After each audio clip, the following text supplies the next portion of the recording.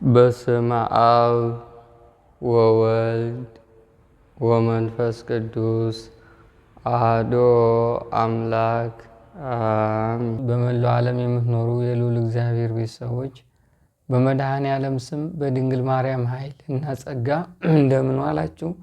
እንደምን ሰነበታችሁ? እንደምን ቆያችሁ? አሜን።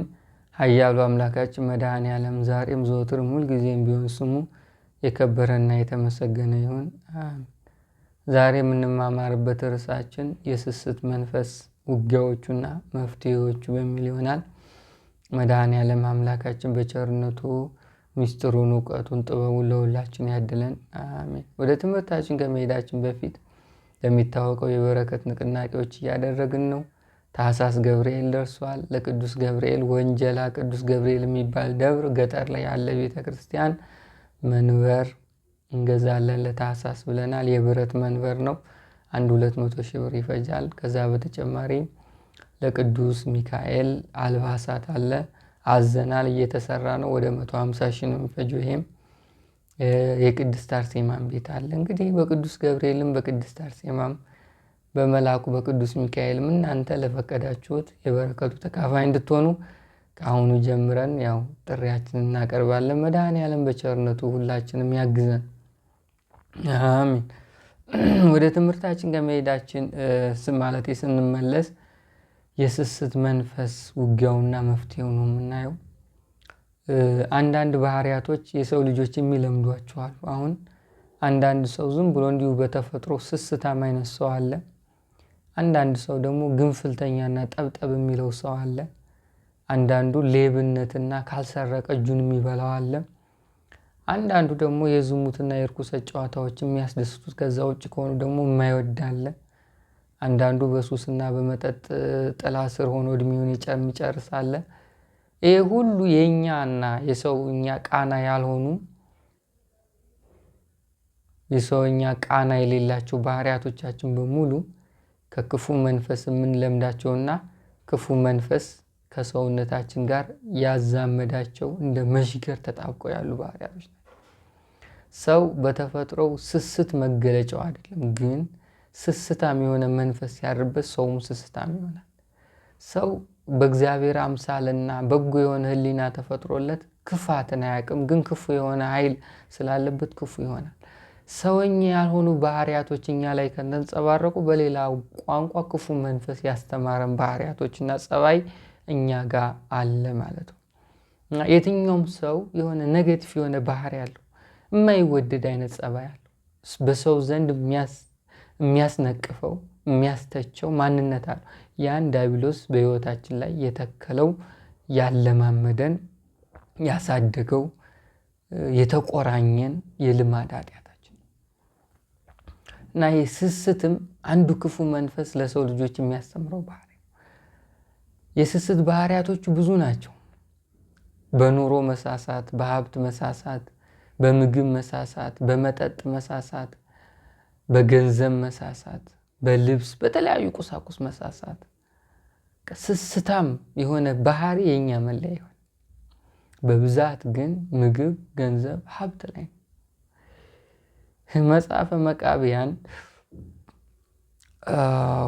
ወደዛ ከመሄዳችን በፊት ሲራክ ያለውን እንስማ።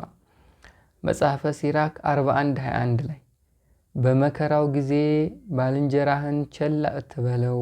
ቸል ማለት አፍረት ነው። ለሌላ ገንዘብ መሳሳት አይገባም። ጓደኛ በመከራው ጊዜ ቸል ማለት ያሳፍራል። ቸል አትበለው ይላል። ጓደኛ መከራ ጊዜ ሲሆን፣ ገንዘብ በሌለው ጊዜም መሳሳት አይገባም ይላል። አንደኛው ስስት የገንዘብ ስስት፣ የሀብት ስስት፣ የንብረት ስስት። ይሄ በእርግጥ አንዳንድ ሰዎች በተፈጥሮ ያሳለፉት ጊዜ ያጡትና አጥተው ያሳለፉት ጭንቅና መከራ እንዲሳሱ ያደርጋቸዋል። ይህ የተፈጥሮ ስስት ነው። የተፈጥሮ ስስት እንዳለ ሆኖ ግን ምን ክፉ መንፈስ ትንሽም ቢሆን እጁ አለበት። ትንሽዬ ቢሆን እጁ ይኖርበታል። በክፉ መንፈስ ስስታም የሆኑ ሰዎች ግን ከልክና ከመጠን ያለፈና ይሄ ስስታምነታቸውን ለማስታገስ ሲሉ ራሱ ኃጢአትና ወንጀል ውስጥ የሚገቡ ናቸው። በጣም መጥፎ ባህሪ ነው። የልማድ ኃጢአት ነው። ሱስ ነው። የገንዘብ ስስት መፍነው። ዛሬ ሰው ስስታም ሆኖ ነው ሰይጣን የሚጎትተው። ስስታም ሆኖ ነው የሚሯሯጠው ነጋ ጠባ። ስስቱን ግን የበለጠ ከሰውነቱ ጋር እንዲቆራኝ የሚያደርገው በችግር ገርፎት ነው። ክፉ መንፈስ በማጣት አለንጋ አቃጥሎት ነው። መጀመሪያ በብቸኝነት በመሰቃየት የልጅም የቤተሰብም ኑሮን ፍላጎት ባለማሟላት ውስጥ አሰቃይቶ አስሮት ስስታም ይሆናል። ስለዚህ የገንዘብ መሳሳት አይገባም ብሎ መጽሐፈ ሲራክ በተለይ ለጓደኛ ሲሆን ደግሞ 41:21 ላይ ያስቀምጣል። እና አንዱ ስስት የገንዘብ ስስት ነው። ሲራክ 37:28 ላይ ደግሞ እንዲህ የሚል ቃል እናገኛለን። መጽሐፈ ሲራክ ምዕራፍ 37 ቁጥር 28 ላይ ለሰውነት ሁሉ ደስ የሚያሰኛት አይደለምና የወደደችን ሁሉ አታድርግላት ይላል። ይህ ሰውነታችን የወደደውን የፈለገውን የተሰማንን ሁሉ ማድረግ የለብንም። ምክንያቱም ለሰውነት ሁሉ ደስ የሚያሰኛት አይደለም። ሁሉም ደስ አያሰኛትም። አሁን ማለቴ አንተን አይጠቅምህም። አሁን ሐዋርያው ቅዱስ ጳውሎስ ሁሉ ተፈቅዶልኛል ሁሉ አይጠቅመኝም አይደል ያለው። እንደዛ አይነት ነገር አለ። ሁሉን ነገር እንድናደርግ ፈቃድ እግዚአብሔር ነው፣ ግን ሁሉም አይጠቅም። ልክ አሁን ቡና ይጠጣል አይጠጣም እያልን እንደምንከራከረው ማለት ነው። ስለዚህ ሰውነታችን፣ ስሜታችን፣ ፍላጎታችን ለወደደው ነገር በሙሉ አታድርጉለት፣ የሚጠቅማት አይደለም እና ይላል። ለመብል ሁሉ አትሰስት፣ ላየው እህል ሁሉ አትሳሳ፣ ብዙ መብላትም ደግሞ ደዌ ይሆናልና ይላል። ሁለተኛው ስስት መብል ነው። ምግብ ሲያይ የሚሳሳ ምግብ ሲያይ፣ ይሄ የመናፍስት አብሮ እየበላ ነው፣ አብሮ እየጠጣ ነው። ከዛም በላይ በመብል መንፈሳዊ ሕይወትህን ያዳክማል፣ ለዝሙት ይጋብዝሃል። ሰውነትህ ሲስማማው ይሄ ሰውነትህን ያቀጣጥልና ለግብረ አውናንም ይገፋፋል። አሁን ለግብረ አውናን፣ ለዝሙት፣ ለርኩሰት በሙሉ መነሻው ምግብ ነው። እሱ ደግሞ ምግቡን ደግሞ እንድትበላ አብዝተህ የሚያደርገው ከጀርባ እንድሳሳ እያደረገው። አንድ ሰው ርቦት በሬውን አርዶ ትንሽ በልቶ ከጠገበ በኋላ ለዚህ ነው ወይ በሬን ያረድኩት ነው አለ ነው የሚባለው። እንደዚህ የሚል አባባል አለው አለንና ሰምቼ ነው እኔም። እንደዚህ ነው የስስት ማለት ይሄ ነው። የሚበቃን አይመስለንም። ዝክርም ላይ መሳሳት፣ ቤተ ክርስቲያን የሚሰጡ ምግቦች ላይ መሳሳት፣ በግልም መሳሳት፣ ስንገዛ ለምግብ ስንገዛ መሳሳት፣ አብዝተን መግዛት፣ ሆቴል ገብተን ስንበላ አብዝተን መብላት፣ ዳቦ 1-2 እየበቃን 4፣ 5፣ 6 ገዝተን መግባት። ይሄ ነው ስስት ማለት። በስስት ውስጥ 1 ገንዘብን ያጠፋዋል፣ 2 ለዝሙትና ለግብረ አውናን መንገድ እየከፈትክ ነው ማለት። የትኛውም ዝሙት መነሻው መብል ነው፣ እህል ነው፣ አብዝቶ መመገብ ነው። ሰውነታችን ይሄ ባዳ ነው። ሰውነት ለኃጢአት ራሱ የሚመች አይነት ባህሪ ነው ያለን። ጾም አባቶቻችን በአመት ውስጥ አብዝተው የደነገጉልን ይሄ ሰውነት ከቆየ ችግር ነው እና ብዙ መብላት ምን ይሆናል አለ? ደዌ ይሆናል አለ። ደዌ በሽታ ይሆናል። ስስት ጓትን ያበዛዋልና አሳሳ ስስታም ስስት የገደላቸው ሰዎች ብዙ ናቸው። አይ ሲራክ ስስት የገደላቸውና ያጠፋቸው ሰዎች ብዙ ናቸው። መንፈሳዊ ሕይወታቸውን ገሎባቸዋል፣ ንጽህናቸውን አግድፎባቸዋል፣ ክብራቸውን ጥሎባቸዋል፣ ማንነታቸውን ጥለዋል። ማንነታቸውን ጥለው ስደተኛ እንዲሆኑ ይሄ ስስት ነው። ስስት ተቸግረ እንድሳሳ ያደርጋል። አተህ እንድሳሳ ያደርጋል። ጠፍቶብህ መንገዱ እንድሳሳ ያደርጋል። ምግብ አብዝተህ እንድትበላ እንድሳሳ ያደርጋል። ስለዚህ በስስት ውስጥ ዝሙትን ያመጣል። በስስት ውስጥ ግብረ አውናን ያመጣል። በስስት ውስጥ ሀብትህን፣ ንብረትን፣ ገንዘብን ያጠፋል። በስስት ውስጥ አንተ ከሰዎች ተለይተህ ራስ ወዳድ እንድትሆን ያደርጋል።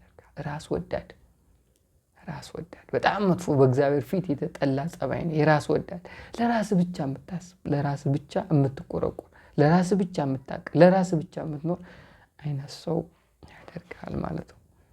እና ስስታም ለብዙ ኃጢአቶች መነሻና ጋባዥ ነው።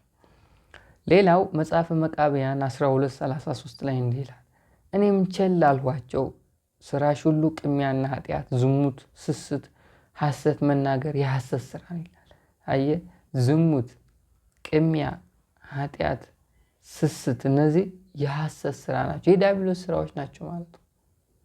ሐሰት የሐሰት አባት ይለው የለ መጽሐፍ ዲያብሎስ። እነዚህ በሙሉ የሰይጣን ናቸው። ስለዚህ መሳሳት፣ ስሜቱም፣ እይታውም፣ ሩጫውም፣ ለስስት ማቀድም በሙሉ ከዲያብሎስ ነው ማለት ነው። ስስታም የሆነ ሰው ስስታም መንፈስ ይዞታል ማለት ነው። ዲያብሎሱ ይሄን ባህሪ አላብሶታል ማለት ነው። ስለዚህ በጣም አስቸጋሪ የሆነ ባህሪ ነው እና ስስታም የሆኑ ሰዎች በብዙ መንገድ ክፉ መንፈስ አብዝቶ ያጠቃቸው አይነት ሰዎች ናቸው።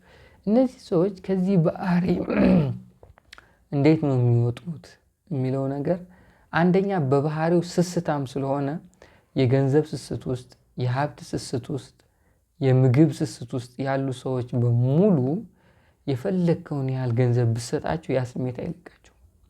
የፈለጋችሁትን ያህል ምግብ ብታቀርቡላችሁ ይህን ባህሪ አይተዋቸው እና ትልቁ ይሄ ጸባይ፣ ይሄ ፍላጎት፣ ይሄ ምንም ነገር አለመርካታቸውን የሚያጠፉት በመንፈሳዊ ጉዞ አምልኮ ታውቀው እግዚአብሔርን አስበው መድኃኔዓለምን ለምነው በዚህ መንገድ ነው የሚወጡት።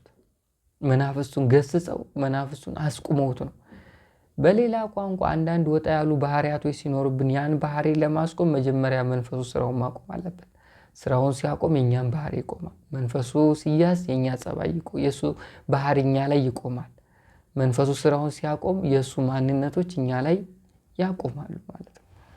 እዚህ መጀመሪያ ስስታም የሚያደርገን የስስት መንፈስ ወይም ዛሩ ወይ አይነ ጥላ ወይ መተቱ ይህን ባህሪ ያላብሶናልና እነዚህን መናፍስቶች ማሰር፣ ማዳከም፣ ከዛም በላይ መገሰጽ፣ በመቁጠሪያ መቀጥቀጥ፣ በቅዱስ ቁርባን ማቃጠል፣ ከዛም በተረፈ ደግሞ እግዚአብሔርን መማፀን፣ መለመን፣ ለእግዚአብሔርና ለኛ ጊዜ ለይቶ ቀን ቆጥሮ የእግዚአብሔርን ፈቃድ መጠየቅ፣ በእንባ ሆኖ መድኃኔዓለም እንዲያስርልን መማፀን፣ በእነዚህ አይነት መንገዶች እናስቆመዋለን።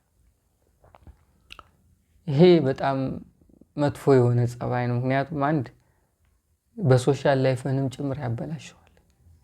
ሁለት ከሰማይ አምላክም ያርቃል። ከዛ በተጨማሪ ደግሞ ለሌላ ኃጢአትም ይጋብዛል። ከዛ በላይ ደግሞ ሳታውቀው ማንነት ሆኖ ይዘልቃል፣ መገለጫ ይሆን። አንዳንድ ጸባያቶች ሳናቀው ነው። አሁን የሆነ ጊዜ ጥሩ ሰው ነበር፣ ከሆነ ጊዜ በኋላ ራሴን እዚህ ቦታ ላይ ያገኘሁት የምንለው አይነት ባህሪ ያለን አይደል? እንደዛ እንድትሆን ነው የሚያደርግ። በጣም መጥፎ ነው። ትኩረት ልንሰጠው ይገባል። በጣም አትኩረን ጊዜ ሰጥተን ልንዋገው ይገባል። አለበለዚያ እድሜ ልካችን በዲያብሎስ ፍላጎት እየተነዳን ነው የምንኖረው ማለት ነው። እና በጣም የሚገርም ነው። የመናፍስት ውጊያዎች አካሄዳቸው ስልታዊ ነው። መጀመሪያ ይገባሉ፣ ቦታ ይይዛሉ፣ ያስራሉ። ከዛ ያንተ መልካም የሆኑ ባህሪያቶችና ጸጋዎችን፣ ስጦታዎችን ያጠፋሉ። ያን ካጠፉ በኋላ የእነሱን ጸባይ ያላብሰዋል። የእነሱን ጸባይ ካላበሱ በኋላ በዛ እንድትዘልቅና እንዲዋሃድ እንዲቆራኝ ያደርጋሉ። ከዛ እድሜን በዛው ጨርሳል። በጣም ነው እኮ የሚገርም። መድኃኔዓለም ማስተዋሉን ይስጣል። ብዙ ሰው አለ ገንዘብ እያለው ይራባል። ሳስቶ እኮ ነው። ገንዘብ እያለው ገንዘቡ ከነገንዘቡ የሚሞት ብዙ አለ። ስስት ያጠፋው ሰው ብዙ ነው። እና ይሄ ባህሪ የክርስቲያኖች ባህሪ አይደለም። አምልኮት ያለው ሰው መገለጫ አይደለም። ይህን መንፈስ በመቁጠሪያ ቀጥቅጠን አስር ልናስቆመው ይገባል። በጸበል ልንገስጸው ይገባል። ልንቃወመው ይገባል። መድኃኔዓለም በቸርነቱ ያግዘን። አሜን። ወስብሐት ለእግዚአብሔር።